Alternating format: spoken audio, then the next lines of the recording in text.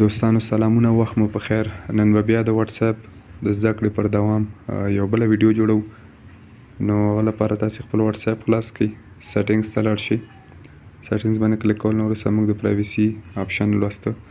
نو تر لایو لوکیشن پورې، یعنې څنګه کولی شو چې د خپل ژوندی لوکیشن یا کوم ځای کې چې یاستئ تاسې کوم انډیوال سره مو شریک کړئ یا کوم شمیرې سره.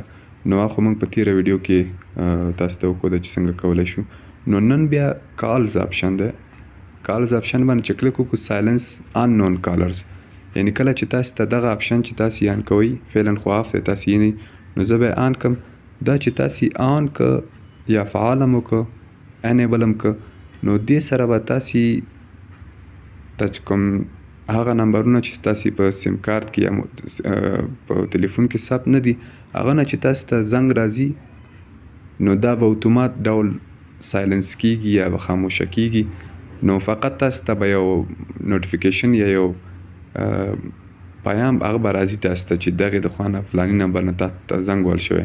نور به زنګ تاسې ته نه راځي، چې مثلا فقط هغه نوټیفیکیشن یا یو احوال یو پیام به راځي، خو نور به یو څوک چې تاسو ته زنګ وهي هغه به تاسو ته نه راځي. نو دا خو مغه که غواړئ چې غیر فعاله یې کړئ، نو په دې ځای به کلیک بیا وکړئ، او کوئ چې فعاله وي نو بیا په دې هغه باندې کلیک وکړئ.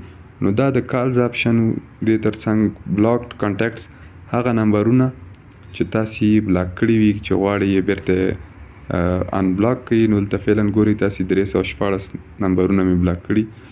نو تاسو یې لیدای شئ په دغه ځای باندې بلاکډ هغه نمبرونه چې بلاک کړي دي تاسو.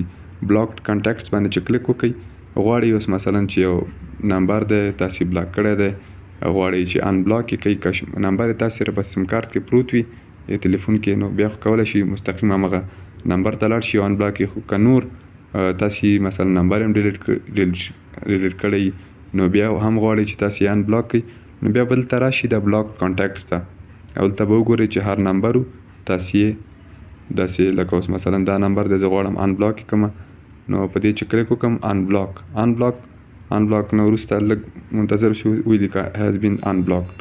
نو دا خو د بلاک کانټیکټس شو. دې تر څنګ اپ لاک. اوس غواړئ چې ستاسې د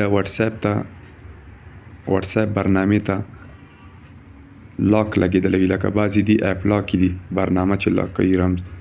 نو که غواړئ چې تاسې دلته خپل دغه کوم واتس اپ چې دی واتس اپ برنامه دې ته تاسې لاک ولګوئ، هغه که د بایومټریک وي همداسې د مخ له لارې کوم هغه چې وي لاک وي، مخ لاک چې ورته وایي، فیس لاک، همداسې د ګوتې له لارې، او یا کوم نور همداسې کوم هغه طریقې باندې بیا به تاسې دغه آپشن فعاله کړئ.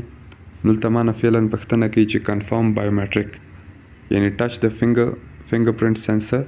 نو هغه د ګوتې کوم ځای چې وي کوم د هغه ځای باندې به تاسو کلیک وکړئ، نو دلته ولیکه چې هغه شو. نو دلته موږ نه پوښتنه کوي ان لاک ویت بایومټریک، چې خو فعاله شو اتوماتیکلی لاک. او لومړی آپشن دی امیجیټلی، یعنې هماغه وخت کې کله چې تاسو د واتس اپ نه وځئ هغه وخت کې دغه لاک ورته ولګېږي. افټر 1 منټ، یوې دقیقې وروسته. بیا دریم آپشن دی، دریم وروسته افټر 30 منټس، یعنې له 30 دقیقو وروسته. نو ستاسې خوښه چې هماغه وخت کې مختل چې کله تاسې واتس اپ نه وځئ، نو هماغه وخت کې هغه شي، بیا خو به اول آپشن او کنه 1 دقیقې وروسته، دوم، او که غواړئ چې نیم ساعت وروسته دغه واتس اپ لاک شي، نو تاسې به بیا دریم آپشن انتخاب کړئ. نو دا وه د نن ورځې ویډیو. که خوښه شوې مې وي در سره لایک یې کړئ، که کوم نظر یا پوښتنه لرئ له موږ سره یې د کامنټ له لارې شریکه کړئ. نو تر بلې ویډیو پورې مې په پاک او مهربانه رب سپارم. هر چیرې چې یاست خوښ او اباد اوسئ.